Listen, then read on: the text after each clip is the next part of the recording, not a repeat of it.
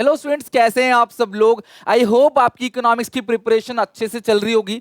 मैंने हर एक टॉपिक को अच्छे से कवर कर लिया, हर एक इंपॉर्टेंट क्वेश्चंस आपको बता दिया। एसपीसीसी ऐप पे 3 प्रीमियम मॉक टेस्ट भी दे दिया, जिससे पूरा का पूरा पेपर उसी पैटर्न में फंसेगा अगर आप प्रिपेयर करके जाते हो तो। लेकिन हर साल बच्चा एक्सपेक्ट करता है कि डायरेक्ट क्वेश्चन आपसे पूछा जाए, जो कि सीबीएसई पूरी तरीके से उसके खिलाफ है। एनईपी 2020 आने के बाद वही क्वेश्चन पूछे जा रहे हैं, लेकिन अलग तरीके से। क्वेश्चन थोड़ा घुमा के पूछा जाएगा, ट्रिकी वे में पूछा जाएगा। आपको पहचानना पड़ेगा यार क्वेश्चन कह क्या रहा है, वो क्या मांग रहा है, उस हिसाब से आपको आंसर देना पड़ेगा। आंसर सेम है, आंसर वही है जो मैंने आपको बताया। सेंट्रल बैंक के फंक्शंस पूछे जाएंगे, वही पूछे जाएंगे। आप एक्सपेक्ट करते हो डायरेक्टली पूछा जाए right any function of central bank और नाम लिख के, लेकिन क्वेश्चन घुमा के पूछेगा कि ऐसा हुआ था उस बैंक में, इतनी पेनाल्टी लगा दी गई थी और ये चीज हुआ था। जैसे इंडसइंड बैंक के साथ अभी कुछ पंगा चल रहा है, ये हुआ था और उसके अकॉर्डिंग आपको उसका फंक्शन लिखना है। तो पूछा तो वही फंक्शन है, लेकिन अलग वे में, अलग तरीके से घुमा के। तो लास्ट डे है, मैं चाहता हूं कि हर एक चीज अच्छे से कवर कर दूं। इसीलिए 2 बजे आपने दोपहर में देखा होगा जो वीडियो आई थी, वो डाटाबेस क्वेश्चन की वीडियो थी, उसमें पूरा का पूरा डाटा दिया गया था, इंपोर्टेंट डेटा। मैंने आपको कई सारे क्वेश्चन कराए कि देखो ऐसे डाटा दिया रहेगा और ऐसे उसका आंसर लिखना है। यकीन मानो वो सबसे आसान काम है। उसी तरीके से, जिन्होंने नहीं देखी वो 2 बजे वाली वीडियो जरूर देखना।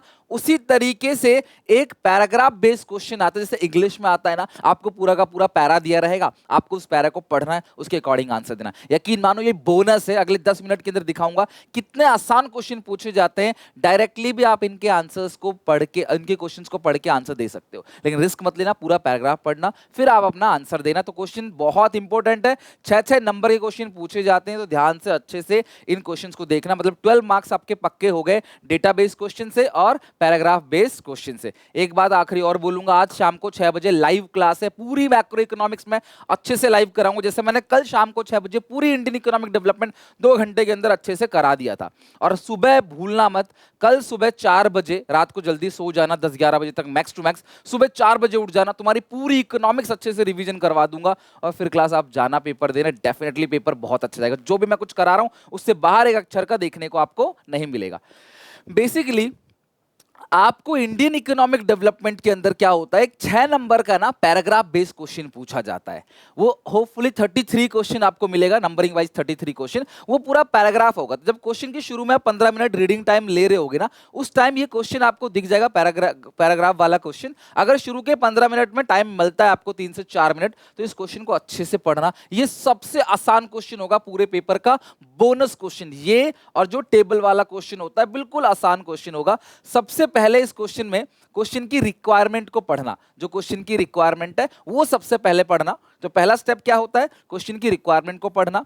दूसरा स्टेप क्या होता है, केस को पढ़ना। तीसरा स्टेप फिर आना रिक्वायरमेंट पे, और केस के अंदर से ढूंढ के आप उसका answer directly cut copy paste कर सकते हो। लेकिन मैं आप सबको एक रेकमेंडेशन करूंगा। रेकमेंड क्या रहेगा मेरा, कि आप केस के अंदर से उठा के लिखो, लेकिन साथ में अपने वर्ड्स को भी उसके अंदर मर्ज करो। थोड़ा सा केस से उठा के लिखो, थोड़े से अपने वर्ड्स को लो, थोड़ा सा केस से उठा के लिखो, फिर थोड़े से अपने वर्ड्स जरूर ऐड करना। उससे टीचर बहुत खुश होगा, आपको पूरे 6 नंबर मिलेंगे। ये वो क्वेश्चन जहां से नंबर कटते नहीं है, बोनस है। लेकिन मेजॉरिटी बच्चे इसको अटेंड ही नहीं करते, वो घबरा जाते हैं, भैया क्या है ये इतना बड़ा क्वेश्चन, वो अटेंड ही नहीं करते इसको। तो ये इंग्लिश जैसा नहीं है, इंग्लिश में बिल्कुल अलग तरीके से पैराग्राफ पूछे जाते हैं, ये बहुत आसान है उसकी कंपैरिजन में, राइट। तो सबसे पहले जैसे क्वेश्चन मेरे पास है, सीबीएसई सैंपल पेपर का क्वेश्चन है।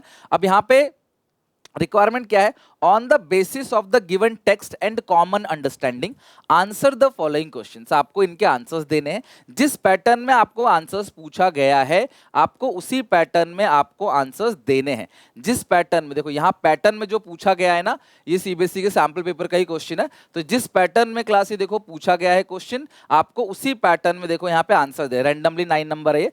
फर्स्ट का आंसर, फिर एक लाइन छोड़ के सेकंड का आंसर देना है। एक लाइन छोड़ने के बाद क्या है, डिफाइन करना है सस्टेनेबल डेवलपमेंट। अब एक बात बताओ यार, सस्टेनेबल डेवलपमेंट तो तुमने पढ़ा ही है, उसके लिए पैराग्राफ को उठाने की जरूरत नहीं है। लेकिन क्या पता तुम्हें ये चीज याद ना हो, तो तुम पैराग्राफ में पढ़ोगे तो यहां देखो दिख जाएगा, sustainable development is the development that meet the need of the present without compromising the ability of future generation to meet their own needs. तो यहां से यहां तक आपको सिंपल लिख देना है सस्टेनेबल डेवलपमेंट का मतलब। बताओ बोनस है कि नहीं, सीधा उठा के क्लास आप वहां से कट कॉपी पेस्ट कर दोगे। दूसरा क्वेश्चन, ब्रीफली इलाबोरेट यानी एक्सप्लेन करना है any 2 reason behind the objective of green growth के दो रीजन आपको देने हैं, being setup by the Indian government, जो इंडियन गवर्नमेंट ने सेटअप किए हैं। तो ग्रीन ग्रोथ जो है, जो इंडियन गवर्नमेंट ने ग्रीन ग्रोथ को सेटअप किया, उसके दो ऑब्जेक्टिव क्या है आपको वो बताना है, ठीक है। तो आओ केस स्टडी को पूरा पढ़ते हैं। पहला तो लाइन यही है, सस्टेनेबल डेवलपमेंट के बारे में आपने लिख दिया है, ठीक है। उसके बाद India is critical in determining the success in a pursuit to achieve the sustainable development. The Union Budget 2023 presently by the Finance Minister Nirmala Sitharaman build on India's commitment to the global action against the climate change. हम भी climate change की तरफ जा रहे हैं कि आजकल का जो क्लाइमेट चेंज हो रहा है, गर्मी और ज्यादा पड़ती चली जा रही है। इस बार देखो फरवरी से ही गर्मी पड़ने लगी। सोचो फरवरी से लेके पूरा दिसंबर तक गर्मी पड़ती रहेगी, मतलब पूरा साल जो है वो गर्मी पड़ती रहेगी। सोचो सिर्फ जनवरी जो है वही ठंड का मौसम आता है, बाकी फरवरी 10-15 तारीख से गर्मी पड़ने लग जाती है, दिसंबर 10-15 तारीख तक गर्मी पड़ती रहती है, मतलब 10 महीने पूरा का पूरा गर्मी पड़ता है। तो क्लाइमेट चेंज सीरियस इशू तो है पूरे वर्ल्ड का। प्रिजर्व बायोडाइवर्सिटी यानी हर प्रजाति को क्लास बचाकर रखना, और सपोर्ट करना है सस्टेनेबल डेवलपमेंट। और सस्टेनेबल डेवलपमेंट का मतलब मैं बता चुका हूं आपको। The government has accelerated the pace of green growth as India is facing grave reality of depleting natural resources. तो मेन रीजन क्या है क्लास, कि इंडिया जो क्या फेस कर रहा है, डिप्लीटिंग ऑफ नेचुरल रिसोर्सेज खत्म होते चले जा रहे हैं। लिमिट सप्लाई ऑफ वाटर, कई कई जगह पे ग्राउंड वाटर बहुत नीचे चला गया, पानी के लिए लड़ाई झगड़ा होता है, रोज टैंकर में पानी आता है, मारकाट होती है। साउथ के भी कुछ स्टेट्स के अंदर यही चीज चल रहा है। तो पानी की कमी, minerals and fossil fuel. In a bid to counter the climate threat, India has committed to achieving the net zero by 2070, release low carbon development strategy and introduce the concept of lifestyle for environment to promote responsible consumption. The green growth action include several pointed measures that would facilitate the much needed steady decarbonisation of Indian industries. तो जो industries carbon release करते हैं उसको decarbonisation करना है। Reduce dependency upon fossil fuel, तो कोयला और पेट्रोलियम पे डिपेंडेंसी हमारी कम करना है। Establish technology and market leadership in this sunrise sector, तो मार्केट लीडरशिप जो है हमें हासिल करनी है। To allocation this 35,000 crore priority capital investment towards achievement net zero by 2017, clean energy transition ensure that country energy security. The outlay of 19,700 crores for green hydrogen mission will mobilize a green hydrogen production capacity of 5 metric million tons by 2030. Moreover, to encourage the optimal use of wetland, enhance biodiversity, carbon stock, ecotourism opportunity and income generation for local communities, the Amrit Dharohar scheme will be implemented over the 3 years. तो ये देखो दो questions आपको पूछे गए हैं।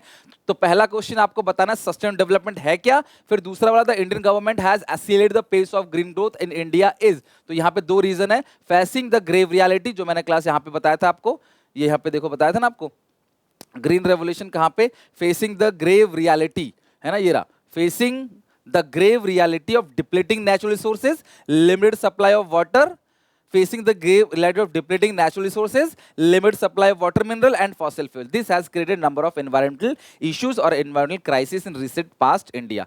ठीक है, तो पहला तो ये हो गया। दूसरा, to counter the climate threat, India has committed to achieve net zero target by 2070. This will facilitate much needed decarbonization of Indian industries, reduce dependency upon fossil fuel. यही पढ़ा था ना हमने, देखो decarbonization of Indian industries, reduce dependency upon fossil fuel, import and establish technology and market leadership in the sunrise sector. तो यही आपको देखो पेज से उठा के सनराइज सेक्टर, आपको पूरा पैरा से उठा के डायरेक्टली आंसर लिख देना है, दैट्स इट। ये 2 पॉइंट हो गया, और ये पहला सस्टेनेबल, ये होगा आई थिंक 1 नंबर का और ये होगा 5 नंबर का। Elaborate any 2 reason behind the objective, तो ग्रीन ग्रोथ के 2 ऑब्जेक्टिव क्या क्या हैं सरकार के, क्यों ग्रीन ग्रोथ अचीव करना चाहती है सरकार। तो ये क्वेश्चन देखो इस तरीके से पैराग्राफ बेस्ड क्वेश्चन आते हैं, आपको पैराग्राफ से उठा के लिखना है। एक आध लाइन ऊपर नीचे भी लिख दिया ना, फालतू भी लिख दिया तो भी कोई प्रॉब्लम नहीं, कोशिश करना कम ना लिखो, भले ही आप फालतू लिखो। ओके, एक और क्वेश्चन है यहाँ पे देखो, ये सीबीएसई सैंपल पेपर क्वेश्चन है इसी साल का। Read the following text carefully, लेकिन आपने टेक्स्ट को पहले नहीं पढ़ना, पहले आपने पढ़ना है क्वेश्चन की requirement. On the basis of the given text common understanding answer the following question, आपको इसका आंसर देना है। क्या है, state any 2 major source of data on workforce and employment. Workforce और एम्प्लॉयमेंट के आपको 2 मेजर सोर्स ऑफ डेटा बताना है। The labour force encompasses a broader category than workforce, defend और रिफ्यूट। तो देखो यार ये जो क्वेश्चंस है ना, ये आपको ना पहले से आते हैं, ठीक है, डीजीईटी इसका डेटा कलेक्ट करता है, एनएसएसओ डेटा कलेक्ट करता है और सेंसस इसका डेटा कलेक्ट करता है, पहली चीज। दूसरी चीज, लेबर फोर्स एक ब्रॉड कैटेगरी है, हाँ बिल्कुल ब्रॉड कैटेगरी है, because labour force is the sum of workforce and unemployed, और labour force is the sum of workers and the person who are willing and able to work.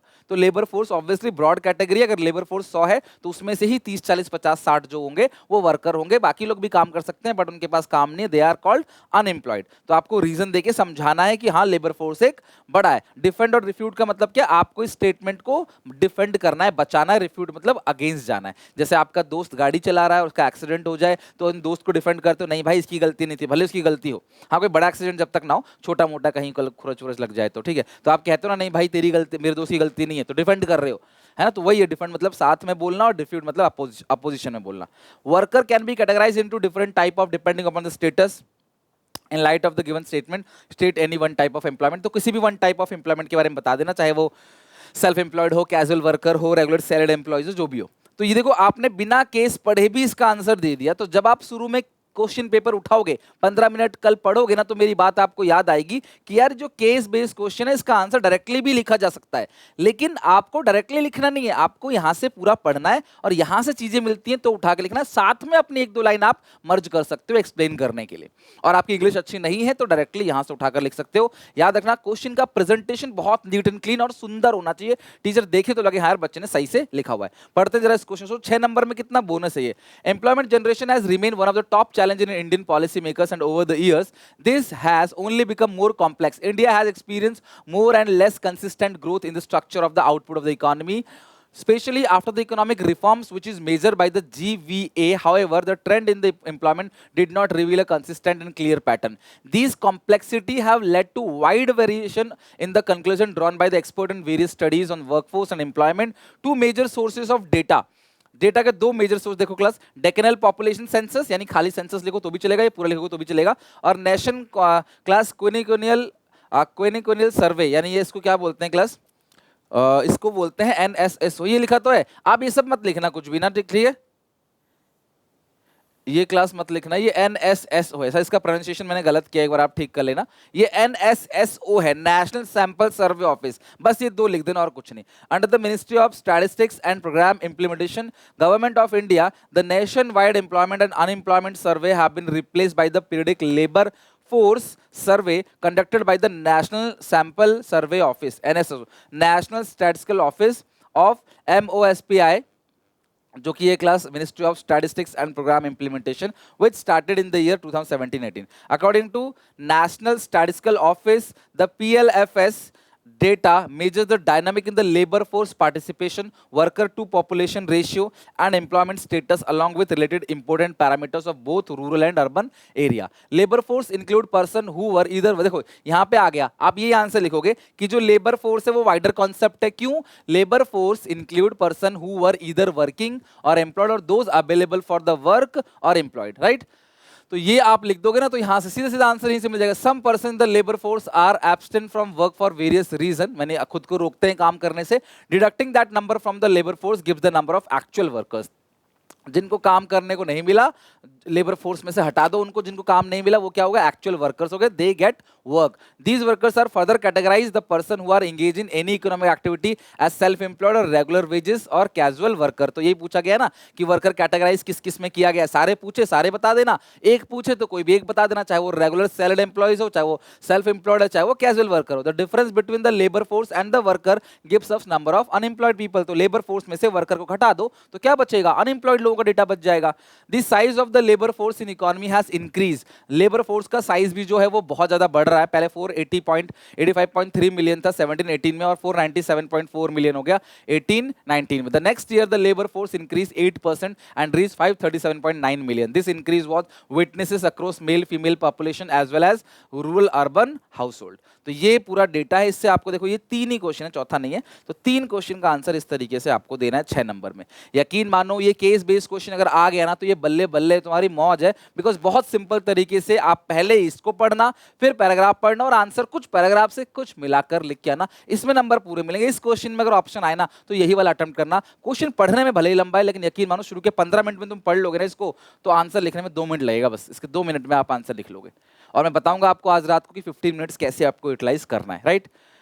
तो देखो ये answer आ गया आपका, 2 मेजर सोर्सेस आ गया। देखो यही स्टेटमेंट डिफेंड किया है आपने, इस स्टेटमेंट को देखो वही लेबर फोर्स वाला डेफिनेशन इन्होंने लिख दिया है। और अगला है तीसरा, देखो जो आंसर था वो सेल्फ एम्प्लॉयड वर्कर है, जो क्लास अपना खुद का काम करते हैं जीवन व्यापन करने के लिए, खुद की रिसोर्सेज, खुद के लैंड, खुद की लेबर, खुद की कैपिटल, खुद की एंटरप्रेन्योरशिप यूज करते हैं और अपना बिजनेस करते हैं। बस ठीक है। तो इस तरीके से देखो मैंने आपको 2 अच्छे अच्छे क्वेश्चंस बताए, कैसे पढ़ना है वो समझा दिया। तो कल को अगर पैराग्राफ बेस्ड क्वेश्चन आएगा ना तो बैक बेंचर जो बैठता है पीछे को कुछ नहीं आता, वो भी बोलेगा मुझे सर मैं ये क्वेश्चन तो करके आया हूं। एक भी क्वेश्चन तुम्हें छोड़ना नहीं है, तुम्हें जो दिक्कत जो डाउट है मुझे कमेंट में मेंशन करो। आज शाम को 4 बजे एक वीडियो आएगी जिसमें 50 नंबर का एक ही वीडियो में कवर करूंगा, 5 बजे 100 एमसीक्यू कराऊंगा, 6 बजे लाइव क्लासेस है। मैं दिन रात मेहनत कर रहा हूँ, काम कर रहा हूँ आपके पीछे, मुझे आपका सपोर्ट चाहिए। तो प्लीज चैनल को वीडियो को लाइक करो, चैनल को सब्सक्राइब करो, अपने दोस्तों में शेयर करो। मिलते हैं नेक्स्ट वीडियो में शाम को 6 बजे live. Till then take care, bye bye.